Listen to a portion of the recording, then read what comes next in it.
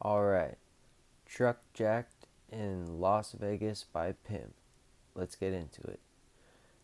If you're returning, thank you for returning. If it's your first time, welcome. If you guys could please subscribe to my channel. I always forget to ask because I'm not in this for the money and all this stuff, but it would be cool if you guys could subscribe. I got some funny shorts that have been doing pretty well. Um, got a podcast episode that's going to be coming out. So if you could subscribe, that'd be cool. If not, I'm still going to tell my stories, and you're still welcome to listen to them. But I would just appreciate it if you could subscribe. Anyways, that's that. I'll get into it. So, the thumbnail I'm using is the group of people that I was with on this story. Okay?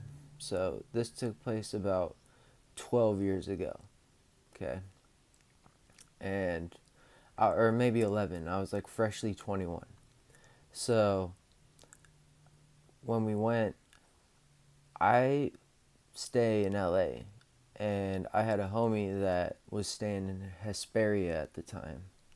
And if you don't know where Hesperia is, it's kind of like in the Inland Empire, just like in the middle of nowhere, like literally just like desert, and like every single RV I saw, I assumed that they were like cooking meth out of. It's like that kind of a place. It's very, very desolate. So I was to meet them there, and then from there, they were going to drive to Vegas. So I was like, okay. So, and we were meeting up with people that they knew from Riverside, because they were from, or my homie was from Riverside, who was living in Hesperia, and they were all going. So we were all gonna meet up together there. They were staying at like the Circus or something. So um, we're going, and I go and I meet them at their house, and we drive, and we get to Vegas.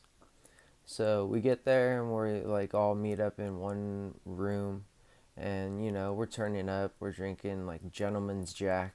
I remember drinking that specifically, and we're like doing our thing. Like I think I took a roll, and like it was like whack, like it didn't even hit me, or maybe it did, and it was just weak. I don't know, but we just eventually were like, all right, let's go walk the strip. So we start walking the strip, and there's a guy with us by the name of Corey. And like I said, he's gonna be in the picture of the thumbnail. Like I'm gonna make sure that fucker's in there. So he's like, we're walking down the strip, and as we're walking down the strip, every single person that we walk by, he's like putting his hand up for them to high five him. And like, mind you, this is like way pre-COVID or anything, but that still was like a weird move to pull back then. And like, the even weirder part was the people that were he was like that weren't going for it. He was like getting mad at. Like he was like, "What?" Like, and like it got to the point where I kind of told them like, "Dude, like you can't just be like doing that to like anybody." And I think he took it as a sign of like me trying to like like call him out or something. I don't know, but he was like, "I'll beat anyone up, dude. I don't care." Like, and like that wasn't even the point, you know? So, he another thing about him that I found out was some people go to Vegas to gamble, some people go to get away, everyone has their different reasons. He was solely like hell bent on getting an escort from the second that we crossed into like the limits of Las Vegas. I guess he was like wanting to, because he actually came in the car with us. I forgot that he was already with them. I think he went with my homie from Riverside to Hesperia, or I don't know, but he was in the car with us on the way there. So I kind of knew about that plan. And he was just on like a mission. So we're walking down the streets, and like, so every dude he's trying to like high five, and then every girl he's talking to, he's like trying to like take them aside and like try to like conduct a business or whatever you would want to call it. I don't know. And he keeps getting shut down. Like, this fool was like so drunk, like it like was he was just like sloppy drunk. Like, I'm surprised that he could even walk, honestly. So we didn't have no place in mind. We literally were just like going from one side of the strip to the other, and I think we were gonna walk from one side to the other, and then we were gonna take the like bus back to where we were staying. We were staying at like a Red Roof Inn, or the W, or no, it was the Red Roof Inn. W is another time. We were staying at the Red Roof Inn that time.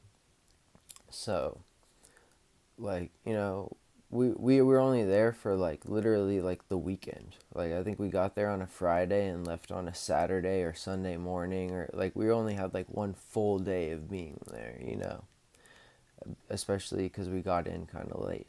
So, like, that whole day, like, that guy Corey's on the hunt, like, for a pro, if you know what I mean. And a professional pro prostitute. So, like, he's doing his thing, his stupid little high five thing, whatever. I kind of just gave up on it. It was just like, he's gonna do what he's gonna do. So, met up with some of the homies, and we walked the strip. Ended up meeting like a guy who was cool, who was like my age and stuff, and his name was Nate. Shout out to you, Nate, if you ever watch this. And he had a cousin who, it was unfortunately for her that she let it slip that she was a stripper, which, of course, who do you think that got the attention of the most? The dude who was on a mission trying to look for somebody to be able to do something. So, and like, the ironic thing is I'm not trying to talk myself up or anything like that or whatever, but like, she was like talking to me a lot. Like, I even have a picture with her. Maybe I can include it in here somehow. But I wasn't even trying to like get at her or anything. Like, she was like in her 30s, I want to say, and I was like freshly like 21 or 22 or something. Not that there's anything wrong with that, but it just wasn't on my mind at the time. So we walked down the strip, and you know we're just like kind of popping in and out of places. We'll get a drink here, there. We had to handle Captain Morgan, and we were walking, and then this guy Nate, like, I kind of asked. I was curious about finding some Molly, because like I just figured, why not? Like, when in Rome, when in Vegas, whatever. So I like asked if you knew where to get some, especially because I took that roll that was like bunk, and that was the first time that I took ecstasy in like years. So not a very good experience in my like eyes. So when I asked him that, he kind of just like looked around, and he reached in his pocket and he pulled out this sandwich bag, and it just had like crystals like of Molly in, and he was like, "Dude, I got it right here." Like, so he pulled out this bag, and like we were just walking down the strip, and he told me, he was like just like kind of like wet your finger, and then just like try to like get as much as you can on your finger, and just like eat it like that. So like we were just doing that, and like, if you think that's like homosexual or something or whatever, like, I don't care. Like, it wasn't. But if you want to go there, sure. um, and like, so like we were kind of passing the bag back and forth, like kind of just like talking and stuff. Like, he was from Arizona, he was a cool dude. And eventually, the people that I was with, and this wasn't on account of like my fault, the people that I was with didn't like try to like warn me or tell me about anything. And all of a sudden I realized that like they weren't around. Like, it was just me and this guy and his cousin. So I was just like, oh shit. And I went to go look at my phone, and my phone was dead. So I was like, ah, shit, like, how am I going to get in contact with them? Like, I was kind of tripping. And I actually got lucky that uh, this guy Nate that I was with, like, they had a room at the Circus, and they were like, yeah, dude, like, you can come stay with us if you want. Like, you know, we're probably just gonna listen to music, whatever. You know, sleep wasn't really a thing that was on the horizon, so to speak, you know. So we kind of just chilled. I was like, yeah, sure. Like, you know, I didn't have any other option. I'm not gonna sleep, be homeless, you know. I'm not gonna deny having a roof over my head in that situation. So I ended up staying with them, and the funny part was is we got back, I don't know, maybe like 2:30 or something, and they were staying at the Circus, and like I said, some of my friends, Riverside friends, were staying in the Circus as well. Well, that guy Corey happened to be staying there too. And I don't know how he figured it out. I don't know if he looked or whatever, but like it was like, I don't know, 3:30, like 4, like it was like so late. All of a sudden there's a knock at the door. And like we all kind of look at each other like, what? Like, you know. And so like that guy Nate answers the door, and of course it's Corey. And he's like looking, and I guess he was trying to say that like he had been contacted by the people who I came with, because like I said, my phone had died and they didn't have a charger for it, so like my phone was straight up dead.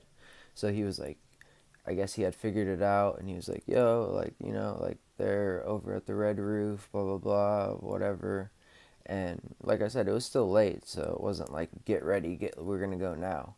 But then after he told me that, he looked over and he noticed that on the other bed was the girl that had been like low-key shutting him down like all night at his advances, if you want to call him that.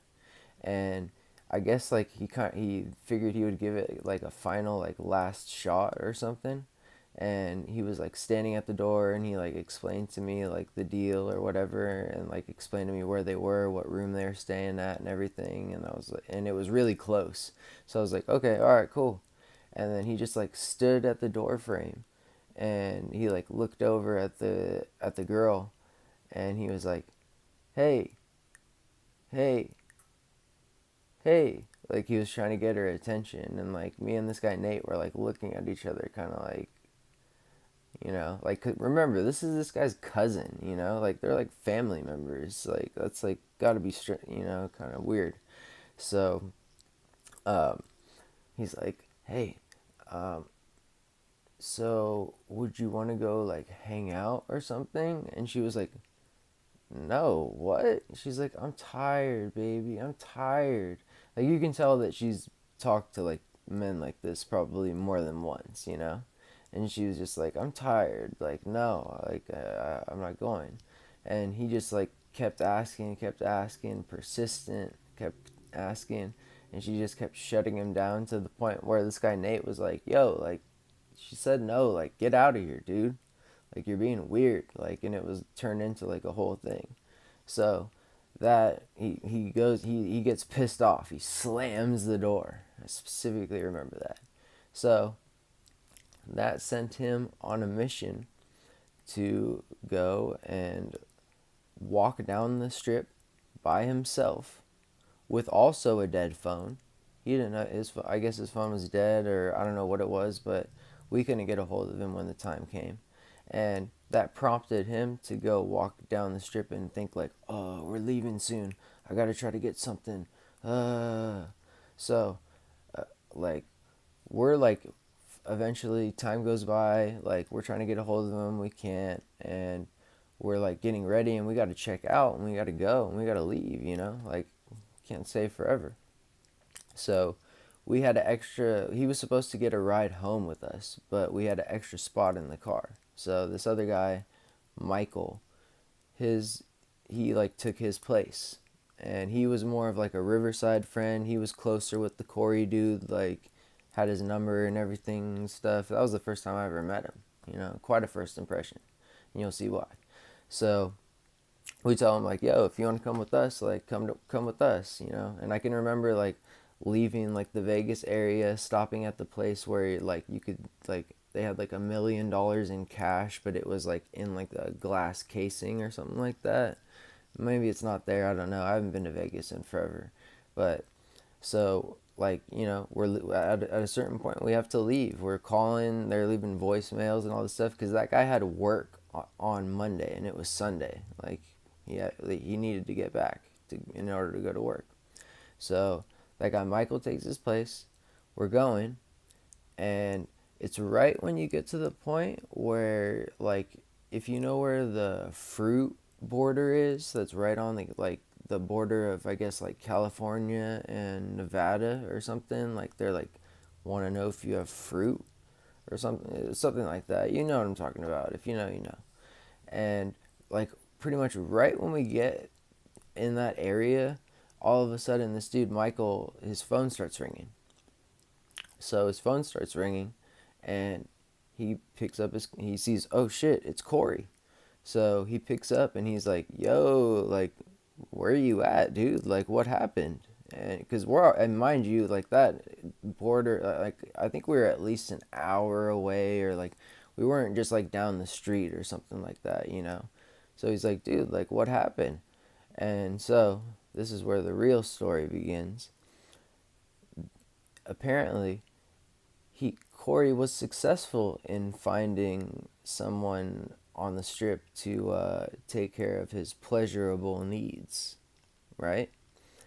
But the problem was, and I don't know really who the blame truly goes to on this one, but he actually received the act before giving the money or even proving that he had it, which, like, is kind of crazy if you think about it. If, like, people who are in that kind of work, you would think that they would want to see and make sure the money's real before they go through with whatever they're about to do. So, like, he ends up he didn't have any money. He was totally broke. He didn't have any money at all. And this woman, like, they're not too happy, I guess, when you pull moves like that. And the part of it that's even more insane is he ended up with a tab of $200, and all he got out of it was a hand job. And, like, you can do that shit yourself. Like, I get it that, oh, a stranger and whatever, if you're into that, whatever, but like, $200 for some shit that you could literally, like, do to yourself. Like, I remember us cracking jokes saying, like, man, I hope the lotion was laced with, like, whatever percent gold or something like that, like, because that's just, like, crazy. So we find out all this stuff. So then we find out, oh yeah, so they took my truck. Oh, because that's what it was. The guy who was in the car with us, he got a ride with that guy to Vegas. That's what it was. So, in turn, that's why we had a seat that he was able to sit in. So, he says, yeah, man, like, they made a call and they took my truck and they took it to this garage. And now I have to, he's like, do you guys have any money? And we were just like, no. Like, he's like, can you guys Western Union me some money? We're like, nah, sorry, like, we can't. And, like, we just, like, we didn't have it. We're leaving Vegas. Like, some people leave Vegas very happily with their pockets full. It was not one of those times for me personally, at least. And I barely even knew the kid, anyways. And he was older than me at the time too. I remember he was probably like 25, and I was like 21. So he ends up, like, they take his truck as collateral, which, if you don't know what that means, it's if you don't have what you said you were going to pay for, they take something of value equal or greater value. In case a truck versus, a truck and $200, you can kind of tell the difference. So he ends up having his mom, apparently, I found this out later, his mom was like a, like, Christian, like, very goody two shoes, like, like, he came from that kind of a family that was just like a very, a good family. And so he ends up having to get his mom to wire him over Western Union $200 to pay for his hand job that got him into this situation, which and he explained to us how when he was able to talk to his mom, she wasn't able to do it until a certain time. So he had to stay in Vegas for an extra day instead of leaving when he was supposed to.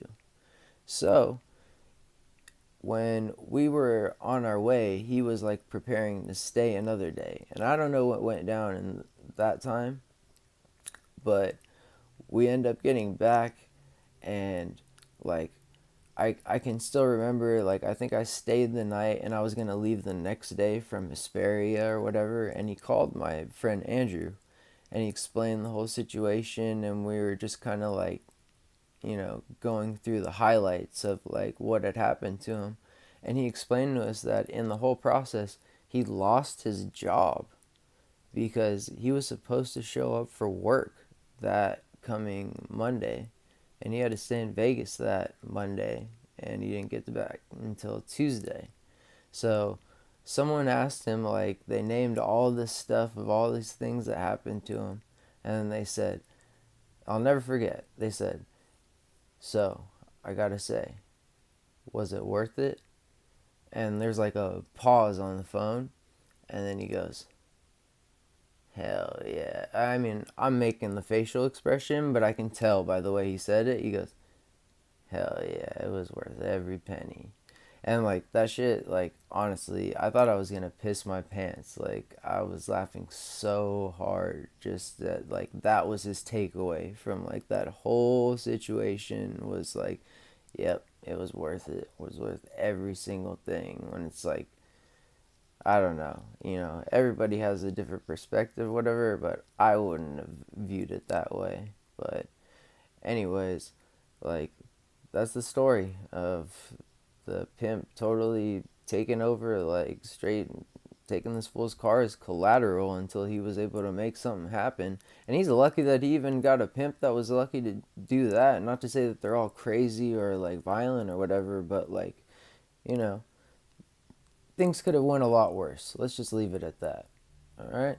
So, anyways, hope you guys enjoy the video. And once again, if you're still watching, which I doubt anyone is, but if you are, if you could subscribe, I'd really appreciate it. All right. Thanks. Peace.